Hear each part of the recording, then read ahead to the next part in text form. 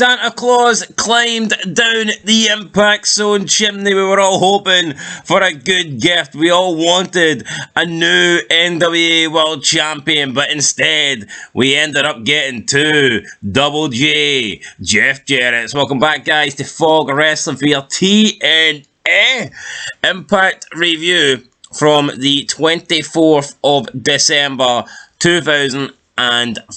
So obviously we are approaching Christmas. I'm not going to say it was a Christmas themed episode, but we start off with a Christmas themed segment and then Christmas kind of went out the window. I don't even recall the commentators wishing us Merry Christmas or Happy Holidays or anything like that. Where was the brown bag Christmas deal?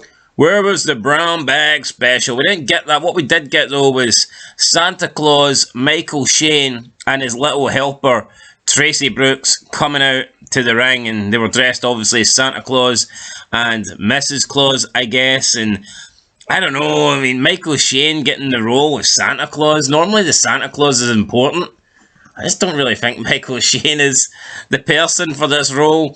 Maybe it's because Tracy Brooks is like the only female on the roster, and I just don't really get the appeal with Tracy Brooks either, to be fair. I just don't get it.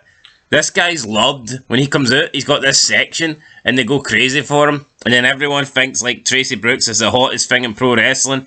I personally don't get it. I don't see it. I think it's just two fucking jobbers, to be perfectly honest. I mean, Michael Shane, this guy. Honestly, I mean, if we're talking about size, I mean, I can imagine Scott D'Amore being Santa, but I would have called Santa needed to be a face, so I would even change the name to Shane Michael because it sounds more like Shawn Michaels. Would Bubba not have worked more as a Santa? Yeah, but Bubba Ray's Dudleys are Dana. Well, I mean, yeah, the Dudleys are a bad example, but Dudleys weren't even here. I know, what were they?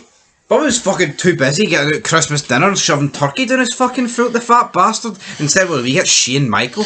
Oh, TNA's united against Jeff Jarrett. Where are they? No, he's not Shane Michael, he's Michael Shane. Michael Shane, Shane Michael, same pish, right? He wishes he was Shawn Michaels. Couldn't lace Shawn Michaels' fucking bald dome these days, but Christian was alright here, but I don't know, I just think this is fucking shite. TNA, what happened? I was expecting good things, and I just watched this show, and I hear Championship Committee, I hear people marking out over a fucking scorpion on a Titantron. That does nothing for me.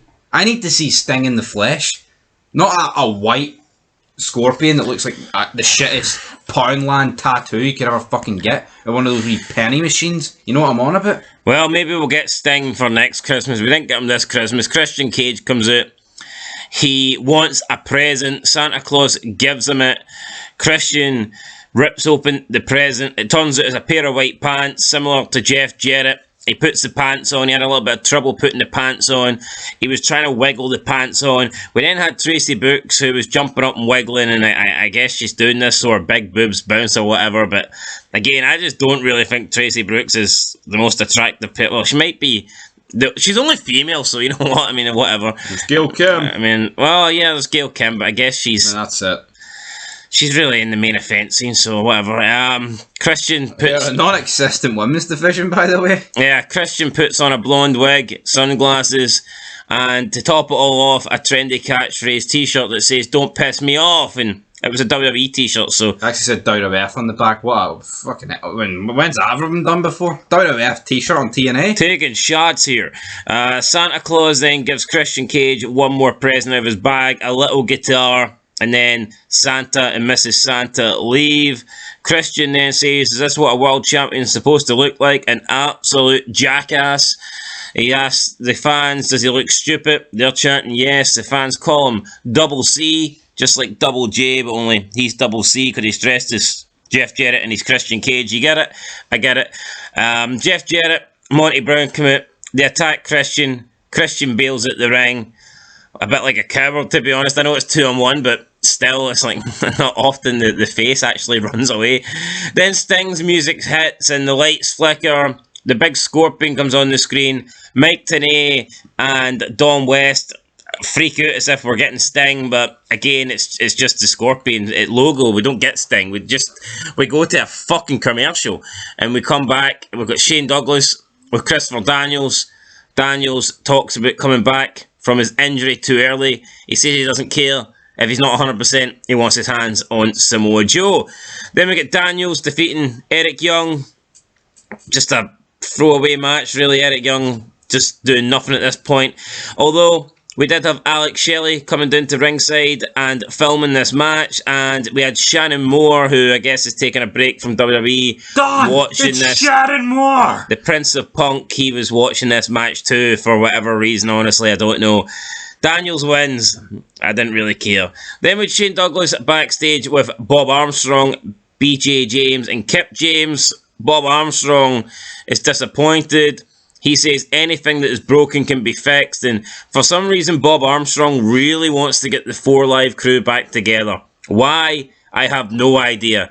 But Bob Armstrong is making out getting the 4 Live crew back. He's treating this faction like it's the NWO or something, and it just cannot break up. I mean, literally, they were a thing for like 2 weeks. Let's be honest. Yeah, and like I said this during it, like, this guy's making out that, like, Road Dogg and Billy Gunn are, like, in their early 20s. We need this team. And he's, like, the father figure. I get it, he's his dad, but, I mean, what age was Road Dogg here? Billy Gunn would have been in his 40s, and I'm assuming Road Dogg would have been 40. So, like, why are they being treated like this youthful tag team? It should be these two. Billy Gunn's in his 40s here. Yeah. Billy Gunn's, like, 61 now. Holy fuck, I thought Billy Gunn was in his 50s. Billy Gunn... Here? No. No, Billy Gunn would be about 43 here. Jesus Christ. Road Dogg, I would say, is like 39, 40. I always thought Road Dogg was the older one. Did you? Well, there you go. Yeah, but my point is, I just don't, like, this would work, you know, the Hardys, late 90s sort of gimmick, but... When Michael Hayes is like, no, come on, you're a good tag team, you need to stay together. How mad is it that Michael Hayes is younger than these two when he debuted with the Brood? That's fucking very mad. Anyway, I just don't get it. Bob Armstrong says he'll speak to Ron Kellins. He can talk, Bob Armstrong, I'll give him that, but, I mean, realistically, he can talk, but I'm not listening. Moving on, Abyss with Fowler James Mitchell defeated Chris Sabin. Dave Hebner appeared wearing a TNA Impact shirt. God, he's wearing an Impact shirt! I just don't get it. They freaked out more for Dave Hebner than they did Sting, to be fair. Although we haven't seen Sting yet in the flesh, so maybe there's a good reason for that. But this week they confirmed it was Dave, not Earl, so that's a big relief. I've had my fingers crossed for Earl. But... Maybe we'll see Earl next week. I mean, who knows at this point? Why not just pretend it's both? WWE's got the Bellas and they've got the fucking Hebners. Hopefully they don't come out dressed in brand panties, man, or I'll have to turn TNA off. I'll have to unsubscribe. John Cena probably would rather live with fucking Earl Hebner. I don't know about that. Like, Abyss defeats Chris Sabin. Pretty good ending. Chris Sabin goes for a springboard DDT off the ropes, but Abyss catches him midair and then spins him around 360 style into the Black Hole Slam. Commentators just didn't really acknowledge it. And it's over. They pretty much mentioned it like he just hit a Black Hole Slam, like a formality kind of deal. But I mean, he caught him in absolutely out of nowhere. Commentators should have done a better job of this finish. Yeah, it's like, how can you market so much about Dave Hebner, right? But Abyss catches this guy. It's like one of the most unique Black Hole Slams that we've seen since we're like watching this, and they call it like he's hit like a punch. I don't get it. Transitional move. Abyss wins. We then get Ron Truth Killings defeating Kenny King. Kenny King is apparently from WWE Tough Enough. Was he tough enough tonight though? Obviously not, or he would have won. Was he tough enough in general? Obviously not, or he'd probably still been in WWE. Maybe even wrestling on Sunday Night Heat. But speaking of someone that should probably be on Sunday Night Heat and not be on a main brand, Bob Armstrong comes out with a microphone. He wants to convince Ron the Truth Killings to join, or should I say rejoin 4 Live Crew. Even though Ron Killings didn't really leave, it kind of just disbanded and he was like the odd man out. But Bob Armstrong is, I guess, going to plead with Ron Killings to stay, but Ron Killings just walks off and doesn't even listen to him. So Bob Armstrong's just stood there holding a mic, getting blown off by Killings. So that was that done. Bob Armstrong turned up here to try and get the band back together, and he just failed miserably. The worst band known to man. I mean, realistically, right, like you said, they've been around for 2 weeks, haven't won any titles, haven't won any matches. I mean, come on, like, would it not just be better if you just managed your son and Billy Gunn? Why the fuck wouldn't Bob Armstrong turn around and say, you don't need those two guys, yous are the New Age Outlaws, the best tag team in the last 10 years? Yeah. I mean, why the hell are we trying to get Conan, a guy that can barely work anymore, and R-Truth, some crazy dude that just doesn't really have anything in common with Billy and Road Dogg. Conan could never work.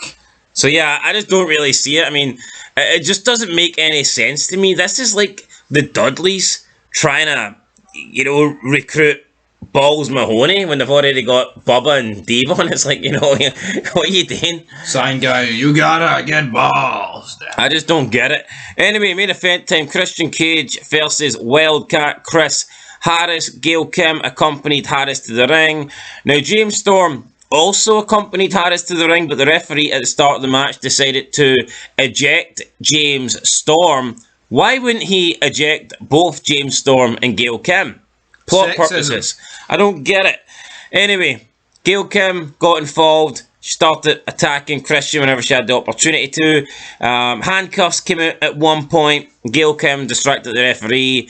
James Storm returned. He hit Christian Cage with a tag title belt. Christian Cage kicked out of this. Then, in front of the referee, James Storm done the guillotine on Christian, and the referee seen it. Didn't DQ James Storm for whatever reason. Then Christian turned the tables. He managed to throw Harris into Storm, into his nuts, so James Storm sold that. And then Christian hit the Imperator on Chris Wildcat Harris. And that was it. He beat AMW, the tag team champions. And I get it. Christian Cage is relatively new and he's getting pushed and whatnot. But, I mean, he did beat them here when they had a numbers advantage. It just didn't make a lot of sense. It wasn't 2-on-1, but, I mean, it may as well been. And then we have Jeff Jarrett and Monty Brown. Well, Jeff Jarrett first runs down to attack Christian Cage. Christian Cage, again, bails out the ring, just like he did earlier. He bailed out the ring. Now, you can argue that maybe he knows AMW's already out there and a fresh Jeff Jarrett is running down, but this just looks poor for a babyface. You never seen babyfaces in the past that were, like, really over, run away from heels. It just did not happen. But it's happening here, and then when Christian Cage is trying to back up the entrance ramp, we have Monty Brown run out, attack him from behind. Then Monty Brown and Jeff Jarrett beat him up. Monty Brown hits him with a pounce. Jeff Jarrett hits the stroke onto the title. I believe it was one of the tag team titles, and that is it. Christian Cage is left out in the middle of the ring. They say that's the end of the show. Catch us next week. No happy holidays. No where the fuck is Sting. What about Rhino and Team 3D? Last week, Christian Cage, Team 3D and Rhino were standing side by side at the top of the ramp. This week, there's no sign of Rhino and Team 3D to help Christian. That would have evened up the odds tonight, but it didn't happen. And Christian's left beaten up 4-on-1 assault. I just don't get it. Didn't make any sense to me. TNA's been pretty poor last couple of months, I'd say, actually. Yeah, months. I think the first, ever since Bound for Glory, I think the show's been downhill. It has, and I think that the biggest problem actually is this whole taped thing, because it just seems like they're not using everyone every week. Like, you get a Biz every week, right? But he's apart from the Sabu, he's not been in a meaningful feud. No, but I can accept that if they're taping 4 shows and somebody misses the tapings, that means they're going to miss 4 shows. But if the Dudleys were there last week and they taped a bunch of shows last week, why are the Dudleys not on all these shows? It doesn't make any sense to me, though. Like, how can you hype up TNA against Jeff Jarrett, and then, like, the next week after you've hyped that up, Christian gets battered like 6-on-1. And none of the TNA... Why is TNA management... If TNA management is so against Jeff Jarrett, why are they not sending down some TNA originals? The troops. To help Christian Cage? But it's just We'd no Samoa Joe tonight. We'd no AJ Styles tonight. Sabu wasn't here. Jeff Hardy wasn't here. Rhino wasn't here. Team 3D wasn't here. Raven wasn't here. They did show us like a wee promo package with Raven and Sabisco, but Raven wasn't here. And it's like, holy shit, there was quite a lot of the roster that was not here. And when you just look at the match card and the promos, I mean, this lacked a lot of the top guys in TNA. It did. And you look at WWE, right, around this period, they always had everyone. They wouldn't, like, why? They would never, like, have people not appear, like, 2 weeks in a row. TNA just seems to do it every other week. Yeah, you want Styles? He'll miss 2 weeks. The Dudleys? They'll miss 3 weeks. Rhino? He'll miss a week.